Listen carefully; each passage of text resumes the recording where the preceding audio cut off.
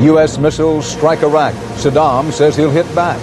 In-depth coverage tonight from David Martin at the Pentagon. Vicki Mabry from a warship in the Persian Gulf. Correspondent Tom Fenton from Amman, Jordan. And Rita Braver at the White House. Also tonight, the Southeast hunkers down for Hurricane Fran. And the class of 2000. Meet the American kids who'll shape the next century. This is the CBS Evening News. With Dan Rather reporting from CBS News headquarters in New York. Good evening. Unofficial indications are growing tonight in Washington that President Clinton may strike Iraq's Saddam Hussein again. Early today, U.S. cruise missiles struck military targets in southern Iraq. That was punishment for what President Clinton called military aggression. Saddam's attacking Kurds in a U.S. established safety zone. Our coverage begins tonight with David Martin at the Pentagon. There were 27 cruise missiles in all fired from ships and B-52 bombers. Targets were air defense radars and command centers in southern Iraq.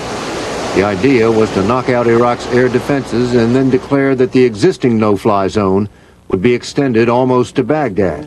This action will greatly facilitate our ability to enforce the no-fly zone, particularly this now extended no-fly zone. Iraq has until noon tomorrow to comply with the new zone, which will further handcuff its already battered Air Force. There is a major military training area within that zone, as well as two major air bases with airplanes. The strike was triggered by Iraq's offensive against the Kurds in the north, but the damage was done to Saddam Hussein's forces in the south. We have seen in the past, and we continue to see, the greatest threat of Saddam Hussein to the region being in the south. And therefore, that's where we concentrated our attention. Some military officers privately called it a slap on the wrist and said they were prepared to carry out additional strikes. If satellite photos of today's strike show that any of the air defense sites were not completely destroyed, the U.S. plans to go back and hit them again. Now, some of the photos are partially obscured by clouds, and there are disputes among the analysts over what was destroyed and what was not. But CBS has been told that another strike is under active consideration tonight. Dan? David Martin, thanks. Now, via satellite, we've just received the first pictures from Iraq of what the Iraqis say is damage from the missile hits. Iraqi television said that these photographs show damage to, quote, unspecified military sites. The report also claims there were many civilian casualties. The U.S. says the targets were strictly military, and the U.S. Defense Department confirmed an earlier Iraqi report saying that 5 people were killed in the U.S. bombings. In response to the bombings, the dictator who once threatened to wage the mother of all battles is now vowing to teach the United States, and I quote, an unforgettable lesson. Correspondent Tom Fenton has that part of the story. On Iraqi TV today, it was a defiant Saddam Hussein who told his people exactly what they wanted to hear. The cruise missiles did little damage. And from now on, he said, Iraq will ignore the no-fly zones and attack American planes that try to enforce them. However, his government said the army would be withdrawn from the north by the end of the day. So did Saddam get the message? A leader of the Iraqi opposition in exile doubts it. He knows that you are not going to send troops, and he doesn't care of sacrificing large number of his army or people. In neighboring Jordan, the Iraqi ambassador came out of a meeting with the prime minister smiling. He said Jordan condemned the American intervention. In this part of the world, there's a lot of understanding for Iraq's position. Not that there's much sympathy for Saddam Hussein, but because he seemed to be intervening in an internal conflict, not invading a neighboring country. In a local coffee shop, even some Iraqi Kurds who have been driven into exile by Saddam thought Clinton acted for the wrong reasons. I'm not sure, but I think it's about the elections, the American elections. Saddam Hussein has already won his election. Last year, he got 99.86% of the vote. And today, he was the lead story on Baghdad's evening news, looking quite presidential as he chaired a cabinet meeting on the crisis in Kurdistan. Tom Fenton, CBS News, Amman, Jordan. Plans to partially lift the UN embargo on oil sales by Iraq have now been put on hold. President Clinton says Iraq will not be allowed to sell oil to purchase humanitarian supplies until and unless the U.S. is sure those supplies will get through to the people who need them, including the Kurds. The strikes against Iraq came exactly 9 weeks before the U.S. presidential election. But administration officials and others say American politics basically had nothing to do with it. Correspondent Rita Braver is at the White House. President Clinton may have preferred not to have a confrontation with Saddam Hussein, but it still gave him an election season chance to take a hard line against one of America's most reviled enemies. Our objectives are limited but clear: to make Saddam pay a price for the latest act of brutality, reducing his ability to threaten his neighbors and America's interests.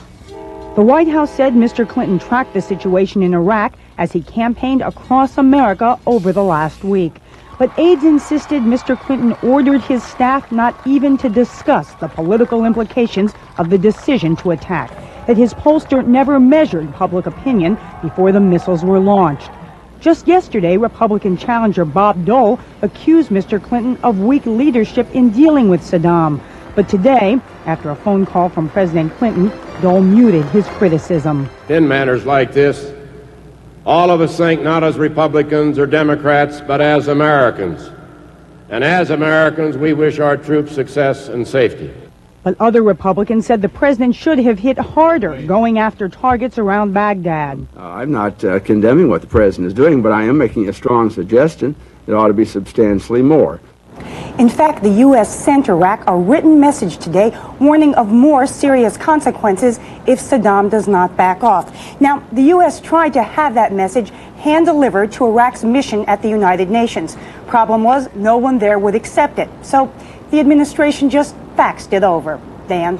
Thanks, Rita. Most Americans were asleep when the missile attack began early today. CBS News correspondent Vicki Mabry was in the Persian Gulf aboard a U.S. aircraft carrier supporting the mission. Just after dawn, a squadron of F-14 Tomcats took off from the deck of the USS Carl Vinson. Their mission? To escort the 2 B-52 bombers and 2 naval ships, protecting them as they fired missiles deep into Iraq. There were 14 missiles from the ships that launched missiles and 13 missiles from the B-52s. Even though the Carl Vinson's mission for the past 2 months had been patrolling southern Iraq, there was little doubt that if a strike took place in any part of the country, that this carrier would be a part of it. The U.S. Navy has been flying sorties each day from the carrier, enforcing the no-fly zone in southern Iraq and training for the possibility of a day like today. The pilots returned to routine flyover after the strike, but at a higher state of alert. We are ready. We feel very well defended, or we wouldn't have our ships and aircraft here in the Gulf. And since this morning's strike, most of the personnel here are expecting a longer tour of duty. The Carl Vinson was originally scheduled to set sail from the Gulf on November 14th. That doesn't appear very likely right now. Vicki Mabry, CBS News, aboard the USS Carl Vinson. Coming up, I'll question Vice President Gore about reasons behind the U.S. strike. And the newly increased danger from Hurricane Fran now expected to hit the U.S. Thursday.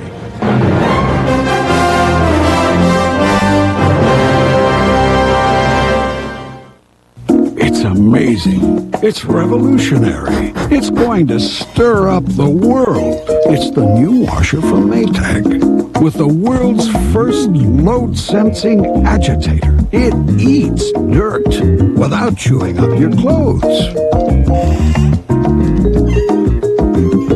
Give it a spin. Buy now and get $100 in extra features at no extra cost. It's your first day, you try to hide your fear, but you'll be okay, Mom, in your new career. Nothing gets you ready for a big day like those 2 scoops, only in Kellogg's Raisin Bran. I remember when it was me, starting out instead. Go get 'em, Mom! You're 2 scoops ahead. And speaking of 2 scoops, now when you buy 1 double cone at Baskin-Robbins, you'll get another one free with a coupon from Kellogg's 2 Scoops Raisin Bran. See package for details. The wind and sea monster called Hurricane Fran is gaining strength tonight. It's now expected to hit the Bahamas tomorrow, the southeast United States Thursday. For more on this potentially very dangerous storm, we go to one of our CBS News hurricane experts, meteorologist Brian Norcross in Miami. Brian? Dan, developments with Hurricane Fran this afternoon. Throughout the day and last few days, it had been moving in the general direction of the southern part of Florida. But now, just in the last few hours, we've noticed a turn more on a northwesterly track. We also noticed significant intensification here now, up to 105 miles per hour, and just got a report from the aircraft of more intensification. So this could turn out to be at least a Category 3 storm, perhaps stronger by the time it reaches somewhere in the southeastern U.S. Now, here's where we see the largest threat.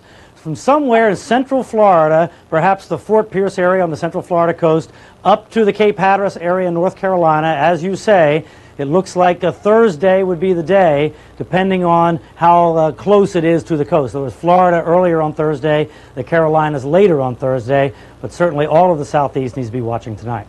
Thanks, Brian.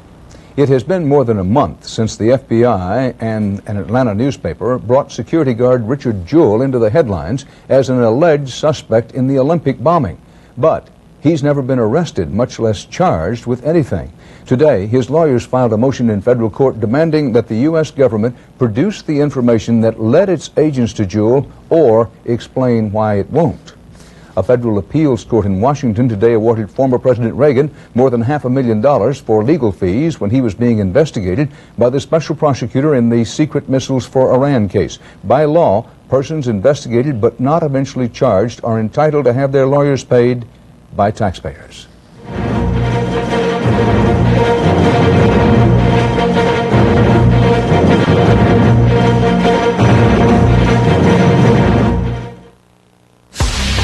Let's say this is your stomach with heartburn.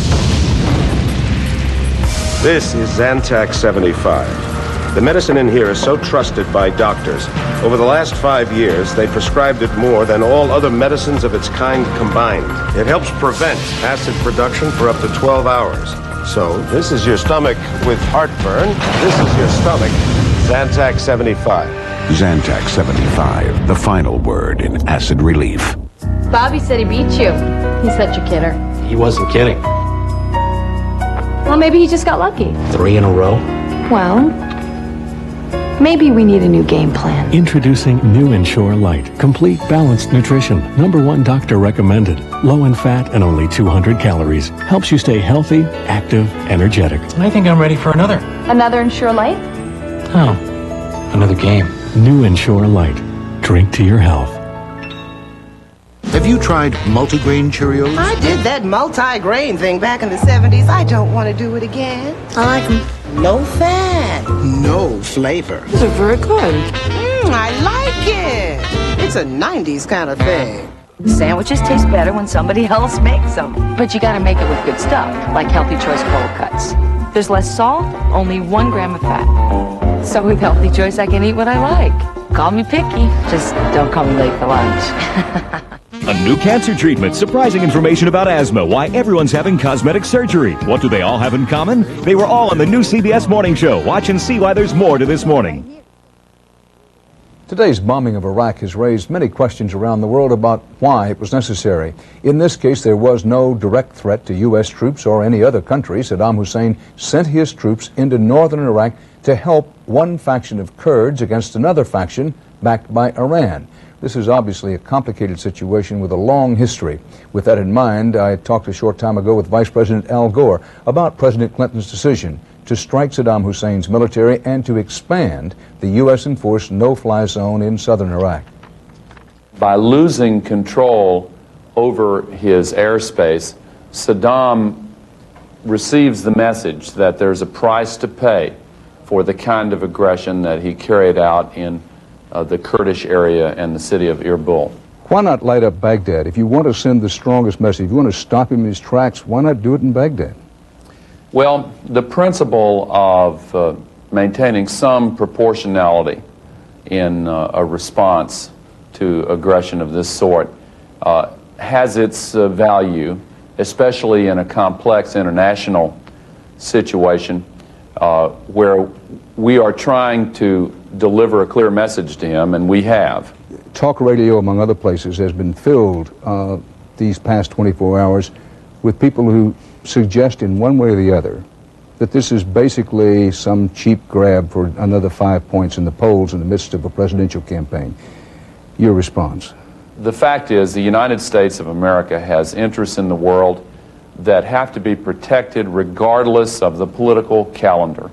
And we're going to do our job the way the American people have a right to expect, regardless of what season these challenges fall in. So there were no political consultations with respect to this matter, none whatsoever. Mr. Vice President Al Gore, thank you very much. Thank you, Dan. And we'll be back in a moment with the class of 2000.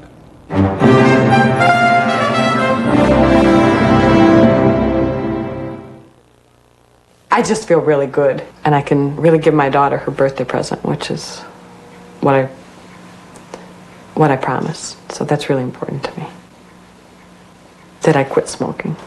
New Nicotrol, a whole new and simple way to help you quit. Only Nicotrol has a 6-week program, not 10 weeks like the other patch or 12 weeks like the gum. It could not be harder for anyone else in this world to quit smoking than me. That's how I personally feel. 6 weeks, 1 step. Take control with Nicotrol. There's delicious news for connoisseurs. Now they can savor 2 delectable delicacies together for the first time. Introducing new Fancy Feast filet and pâté. We start with a layer of our finest pâté, so exceptionally moist. Then add a layer of almost tender filet for an exquisite pairing of tastes. Extraordinary. New Fancy Feast filet and pâté. Good taste is easy to recognize. The most rewarding relationships aren't the ones you made last week. They're the ones that grow with time. It's the same with those of you who choose AT&T, because you understand that the greatest rewards only come from a lasting relationship. And so do we. Introducing the new AT&T True Rewards program, an exclusive range of rewards you can get every day, no matter how much or how little you spend with us. Like the True Rewards Member Benefit Card, with special offers and discounts at Blockbuster Video, TCBY, 1-800-Flowers, and many more.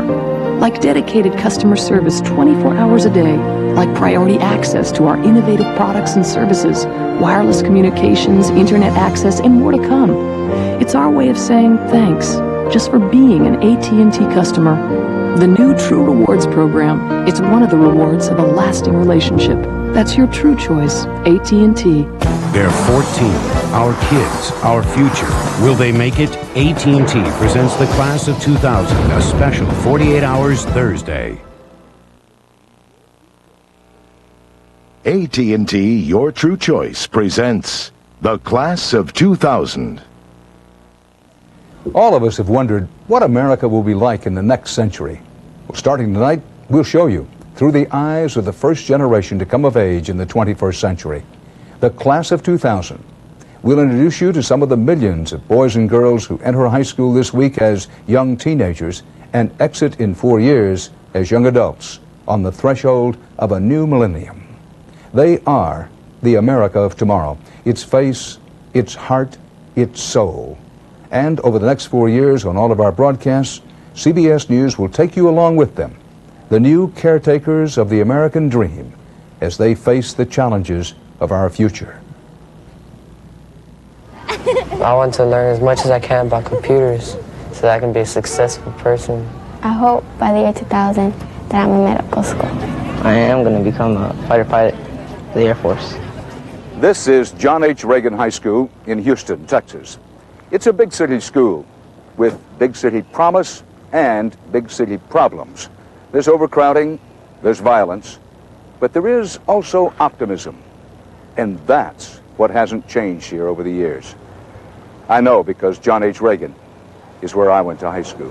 1:15, acá en el primer piso, okay?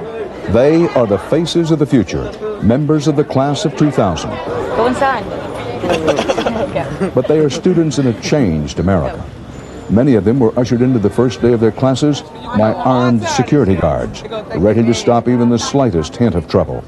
But if the atmosphere outside many American schools has changed drastically over the years, suicide or the occult, we don't do. inside the classroom, the hopes and fears of the class of 2000 are resoundingly familiar. Lisa Rodriguez has a singular reason to want to become a doctor. What are your fears? My fears are to become no one, just to be like somebody on the street. To become something improved, you know, to people that different, like they always say that Hispanics don't end up being anything, you know, to prove that that's wrong. Do you hear a lot of that kind of talk? Yeah. Tell me about that. Well, I don't think it's right because, you know, you could do whatever you want if you set your mind to it. Back in 1950, John H. Reagan was, of course, different. I went to a segregated high school, so nearly all of my classmates on the school newspaper, on the football team, were white. Today, Reagan is 83% Hispanic, and in many ways, it is a mirror of urban America. Of the 3.5 million incoming ninth graders all across the country, Hispanics now make up by far the fastest growing minority. Like its counterparts nationwide, Reagan has endured years of relatively low test and achievement scores.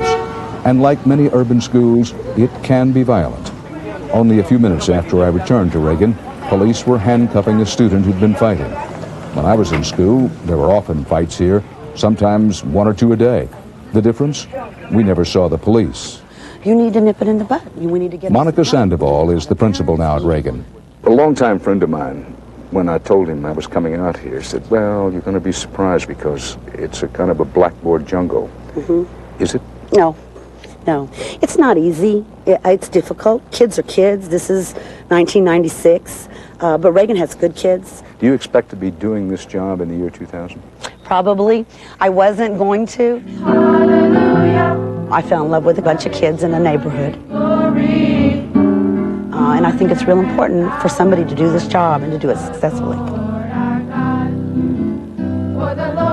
Coming up next, a mortal risk that faces every member of the class of 2000.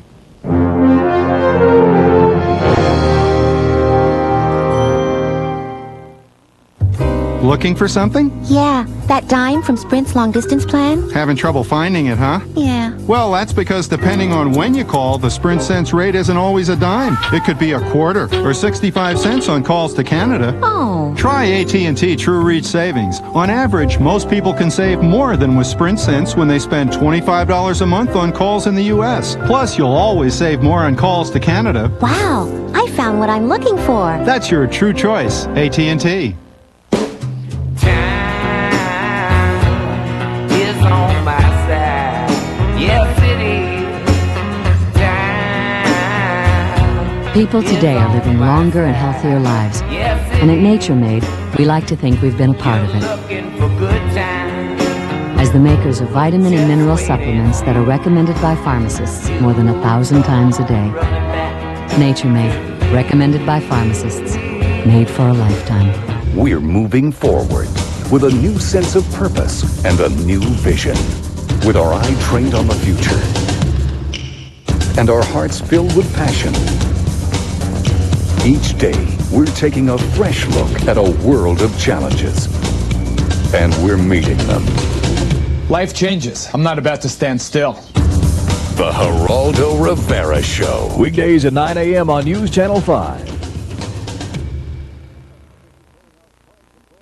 Starting soon, the Publishers Clearinghouse Prize Patrol will surprise 50 winners in 50 states. Are you serious? You gotta be kidding. That's one winner in every single state.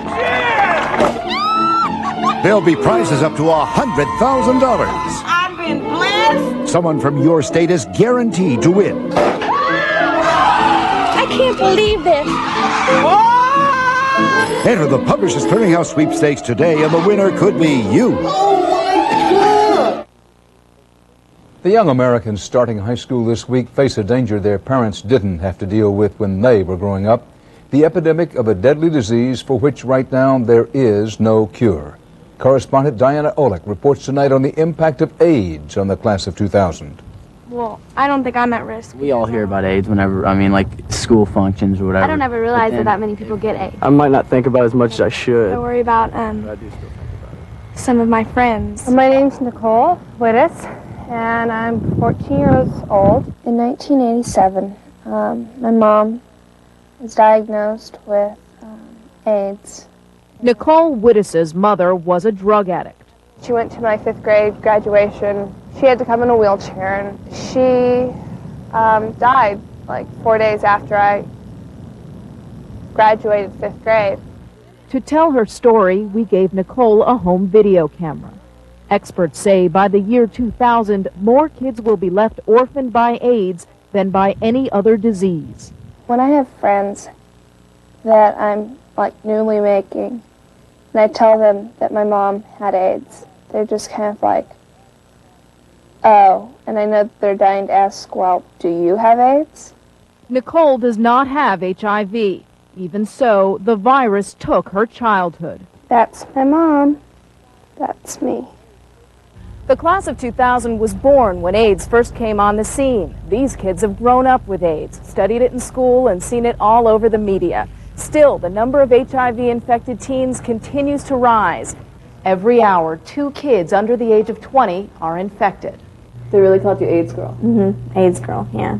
Dessa Wallace is not HIV positive either, but this Dallas 9th grader is an AIDS expert. I buy boxes of condoms. I don't use myself because I don't have sex. I give them to my friends. Dessa's mother has the virus, and her little sister Christina was born HIV positive. Christina died last spring. Christina, are you going to smile? She was 9. I didn't do all I could have done when she was here. What didn't you do? Because I was always jealous of her. I mean, the sisters are always jealous of each other. Oh no, this was much worse. I mean, you can't compete with a sister that has AIDS. And then there was school. Everyone was pushing me off them, you know, telling me to stay away. But you're the AIDS girl. Yeah, I guess. That's what they think. Dessa decided if she had to be the AIDS girl, she'd put her reputation to good use. I think last year, about 20 people asked me about AIDS. They need to know or they're going to go out and do it. People I've known have been having sex since they were in 6th grade.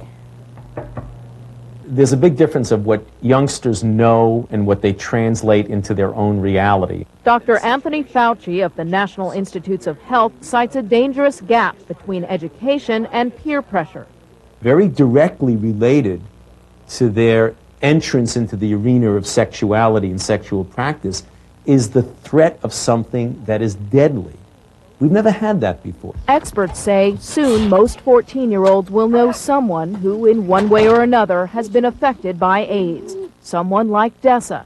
It's not fair because I've got so many other things to do. I just want a normal life. And Nicole.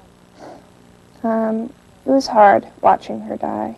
But some say until kids see their own friends die, they will continue, as teens do, to feel invulnerable and invincible.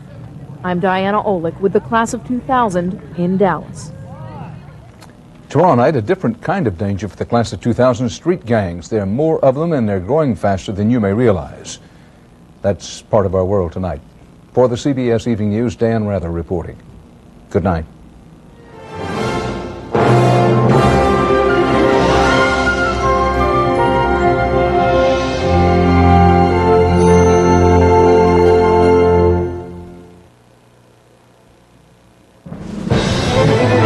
CBS News. This year's Stars Across America was a big success, but you were the real stars. Thanks